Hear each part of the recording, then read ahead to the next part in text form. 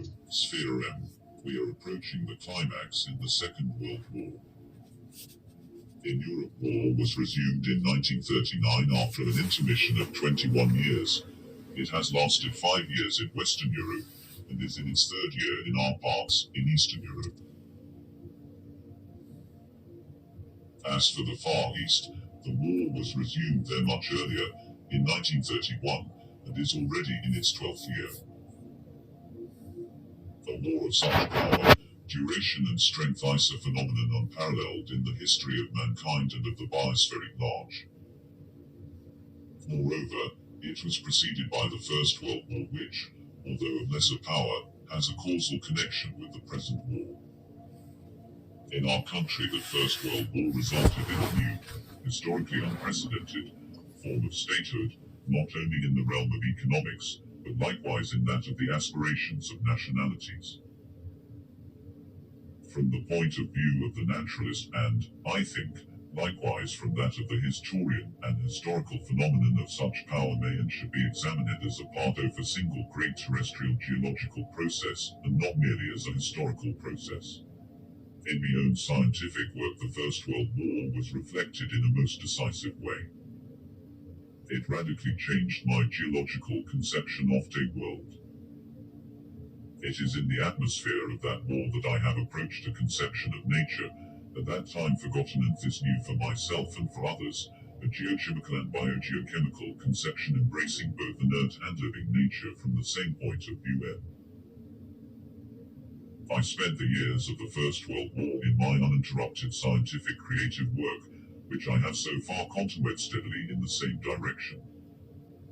28 years ago, in 1915, a commission for the study of the productive forces of our country, the so-called KEPS, was formed at the Academy of Sciences. That commission, of which I was elected president, played a noticeable role in the critical period of the First World War.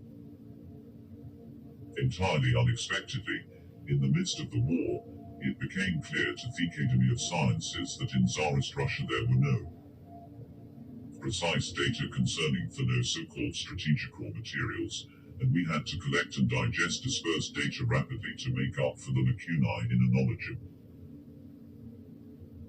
Unfortunately, by the time of the beginning of the Second World War, only the most bureaucratic part of that commission, the so-called Council of the Productive Forces, was preserved, and it became necessary to restore its other parts in a hurry. By approaching study of geological phenomena from a geochemical and biogeochemical point of view, we may comprehend the whole of the circumambient nature in the same atomic aspect, unconsciously. Such an approach coincides for me with what characterizes the science of the 20th century and distinguishes it from that of past centuries. The 20th century is the century of scientific atomism. At that time, in 1917-1918, I happened to be, entirely by chance, in the Ukraine and was unable to return to Petrograd until 1921. During all those years, wherever I resided, my thoughts were directed toward the geochemical and biogeochemical manifestations and the circumambient nature, the biosphere. While observing them, I simultaneously directed both my reading and my reflection toward this subject in an intensive and systematic way. I expounded the conclusions arrived at. Gradually, as they were formed through lectures and reports delivered in whatever city happened to stay, in Yalta, Poltava, Kiev, Simferopol, Novorossiysk, Rostov, and so on. Besides, in almost every city I stayed, I used to read everything available in regard to the problem in its broadest sense. I left aside as much as I could all philosophical aspirations and tried to rest only on firmly established scientific and empiric facts and generalizations, occasionally allowing myself to resort to working scientific hypotheses. Instead of the concept of life, I introduced that of living matter, which now seems to be firmly established in science. Living matter is the totality of living organisms. It is but a scientific empirical generalization of empirically indisputable facts known to all, observable easily and with precision. The concept of life always steps outside the boundaries of the concept of living matter. It enters the realm of philosophy, folklore, religion, and the arts. All that is left outside the notion of living matter. In the course of geological time, living matter morphologically changes, according to the laws of nature. The history of living matter expresses itself as a slow modification of the forms of living organisms which genetically are uninterruptedly connected among themselves from generation to generation. This idea had been rising in scientific research through the ages, until, in 1859, it received a solid foundation in the great achievements of Charles Darwin 1809-1882 and Wallace 1822-1913. It was cast in the doctrine of the evolution of species of plants and animals, including them. The evolutionary process is a characteristic of living matter. There are no manifestations of it in the inert matter of our planet. In the Cretazoic era, the same minerals and rocks were being formed which are being formed now. The only exceptions are the bio-inert natural bodies connected in one way or another with living matter. 1121.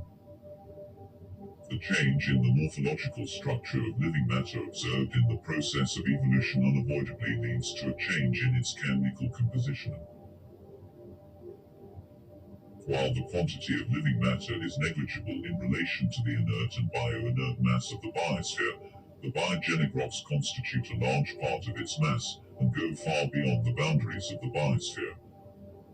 Subject to the phenomenon of metamorphism, Fiore converted, losing all traces of life, into the granitic envelope, and are no longer part of the biosphere. The granitic envelope of the Earth is the area of former biospherism. In Lamarck's book, Hydrogeology, 1802, containing many remarkable ideas, living matter, as I understand it, was revealed as the creator of the main rocks of our planet.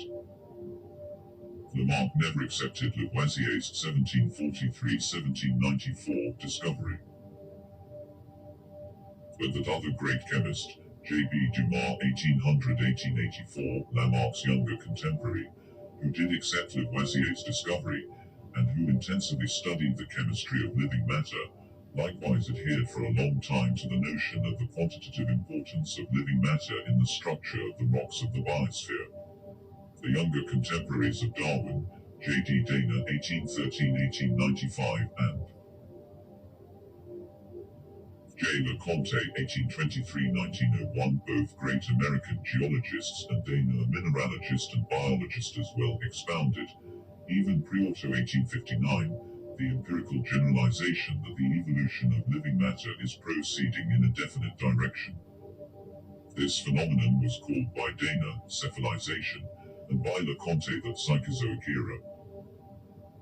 Dana, like Darwin, adopted this idea at the time of his journey around the world, which he started in 1838, 2 years after Darwin's return to London, and which lasted until 1842. Rees.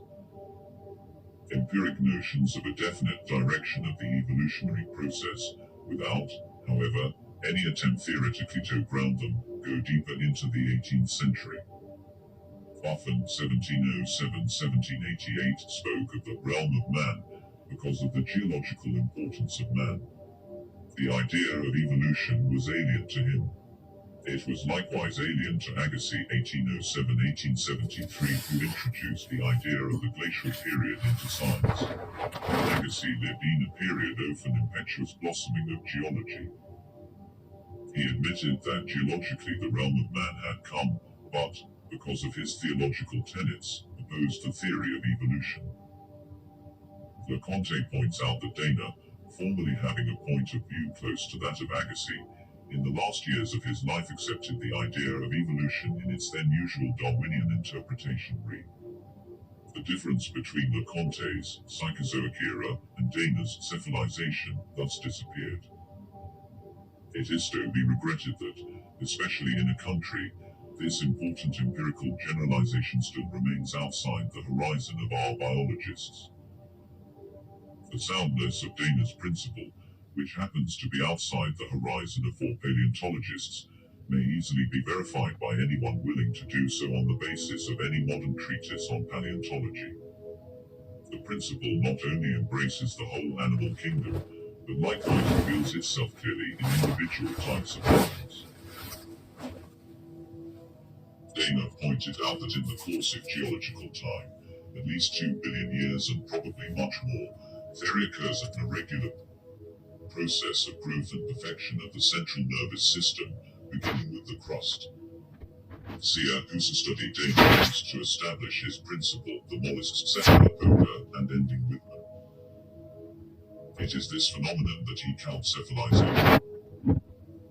The brain, which has once achieved a certain level in the process of evolution, is not subject to retrogression, but only can progress further. Proceeding from the notion of the geological arc, law of man, the geologist A.P. Pavlov, 1854. 1929, in the last years of his life used to speak of the anthropogenic era in which we now live. While he did not take into the account the possibility of the destruction of spiritual and material values we now witness in the barbaric invasion of the Germans and their allies, slightly more than 10 years after his death, he rightly emphasized that man, under our very eyes, is becoming a mighty and ever-growing geological force. This geological force was formed quite imperceptibly over a long period of time.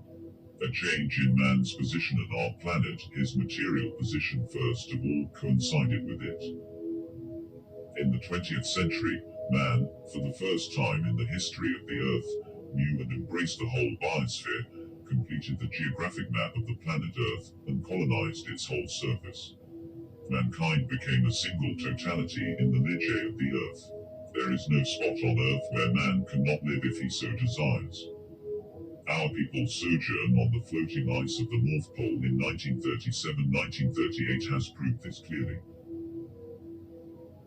At the same time, owing to the mighty techniques and successes of scientific thought, radio and television, man is able to speak instantly to anyone he wishes at any point on a planet.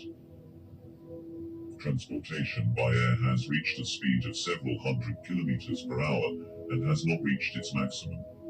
All this is the result of cephalization, the growth of man's brain and the work directed by his brain. The economist, L. Brentano, illuminated the planetary significance of this phenomenon with the following striking computation: I per square meter wasserson to each man, and if all men were put close to one another, they would not occupy the area of even the small Lake of Constance between the borders of Bavaria and Switzerland. The remainder of the Earth's surface would remain empty of man. Thus the whole of mankind put together represents an insignificant mass of the planet's matter. Its strength is derived not from its matter, but from its brain. If man understands this, and does not use his brain and his work for self-destruction, an immense future is open before him in the geological history of the biosphere. The geological evolutionary process shows the biological unity and equality of all men, Homo sapiens and his ancestors, Sinanthropus and others, their progeny in the mixed white, red, yellow, and black races evolve ceaselessly in innumerable generations. And this is a law of nature. In a historical contest, as for instance in a war of such magnitude as the present one, he finally wins who follows that law. One cannot oppose with impunity the principle of the unity of all men as a law of nature. I use here Thackeray's law of nature, as this term is used more and more in the physical and chemical sciences, in the sense of an empirical generalization established with precision. The historical process is being radically changed under our very eyes. For the first time in the history of mankind, the interests of the masses on the one hand, and the free thought of individuals on the other, determine the course of life of mankind and provide standards for men's ideas of justice. Mankind taken as a whole is becoming a mighty geological force. There arises the problem of the reconstruction of the biosphere in the interests of freely thinking humanites a single totality. This new state of the biosphere, which we approach without or noticing it, is the noosphere.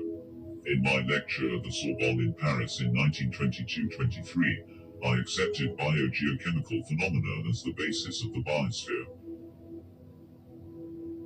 The contents of part of these lectures were published in my book, Studies in Geochemistry, which appeared first in French in 1924 and then in a Russian translation in 1927 as the French mathematician Leroy, a Bergsonian philosopher, accepted the biogeochemical foundation of the biosphere as a starting point, and in his lectures at the Collège de France in Paris, introduced in 1927 the concept of the noosphere is the stage through which the biosphere is no passing geologically.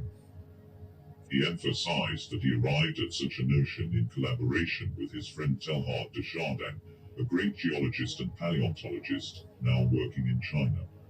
The noosphere is a new geological phenomenon on our planet. In it, for the first time, man becomes a large-scale geological force. Haeckel must rebuild the province of his life by his work and thought, rebuild it radically in comparison with the past. Wider and wider creative possibilities open before him. It may be that the generation of our grandchildren will approach their blossoming. Here a new riddle has arisen before us. Thought is not a form of energy. How then can it change material processes? That question has not as yet been solved. As far as I know, it was first posed by an American scientist born in Lvov, the mathematician and biophysicist Alfred Lotka C203b. But he was unable to solve it. As Goethe, 1740-1832, not only a great poet but a great scientist as well, once rightly remarked, in science we only can know how something occurred, but we cannot know why it occurred. As for the coming of the noosphere, we see around us at every step the empirical results of that incomprehensible process, that mineralogical rarity, native iron, is now being produced by billions of tons. Native aluminum, which never before existed on our planet, is now produced in any quantity. The same is true with regard to the countless number of artificial chemical combinations, biogenic, cultural, minerals newly created on our planet. The number of such artificial minerals is constantly increasing. All of the strategic raw materials belong here. Chemically, the face of our planet, the biosphere, is being sharply changed by man, consciously, and ever more so, unconsciously. The aerial envelope of the land as well as all its natural waters are changed both physically and chemically by man. In the 20th century, as a result of the growth of human civilization, the seas and the parts of the oceans closest to shore become changed more and more markedly. Man now must take more and more measures to preserve, for future generations, the wealth of the seas which so far have belonged to nobody. Besides this, new species and races of animals and plants are being created by man. Fairy tale dreams appear possible in the future. Man is striving to emerge beyond the boundaries of his planet into cosmic space, and he probably will do so. At present, we cannot afford not to realize that, in the great historical tragedy through which we live, we have elementally chosen the right path leading into the noosphere. I say elementally, as the whole history of mankind is proceeding in this direction. The historians and political leaders only beckon to approach a comprehension of the phenomena of nature from this point of view. The approach of Winston Churchill, 1932, to the problem, from the angle of a historian and political leader, is very interesting view. The noosphere is the last of many stages in the evolution of the biosphere in geological history. The course of this evolution only begins to become clear to us through a study of some of the aspects of the biosphere's geological past. Let me cite a few examples. 500 million years ago, In the Cambrian geological era, skeletal formations of animals, rich in calcium, appeared for the first time in the biosphere. Those of plants appeared over 2 billion years ago. That calcium function of living matter, now powerfully developed, was one of the most important evolutionary factors in the geological change of the biosphere. 22. A less important change in the biosphere occurred from 70 to 110 million years ago, at the time of the Cretaceous system, and especially during the Tertiary. It was in this epoch that our green forests, which we cherish so much, were formed for the first time. This is another great evolutionary stadium, analogous to the noosphere. It was probably in these forests that man appeared, around 15 or 20 million years ago. Now we live in the period of a new geological evolutionary change in the biosphere. We are entering the noosphere.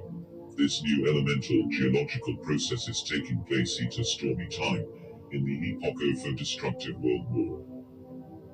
But the important fact is that our democratic ideals are in tune with the elemental geological processes, with the laws of nature, and with the noosphere. Therefore, we may face the future with confidence. It is in our hands. We will not let it go. Borovo, July 22nd, Moscow. December 15th, 1943. Notes and RENCES. 1. The concept of biosphere, that is, of the area of life, was introduced into biology by Lamarck 1744-1829 in Paris in the early 19th century, and into geology by Suess 1831-1914 in Vienna at the close of the same century. On the biosphere, C.W. Vernitsky, Okiki Geochemy, 4th edition, Moscow Leningrad. Index, Biosphere, the Biosphere, Leningrad, 1926, French edition, Paris, 1929. 2. That remarkable scientist, Caspar Wolf,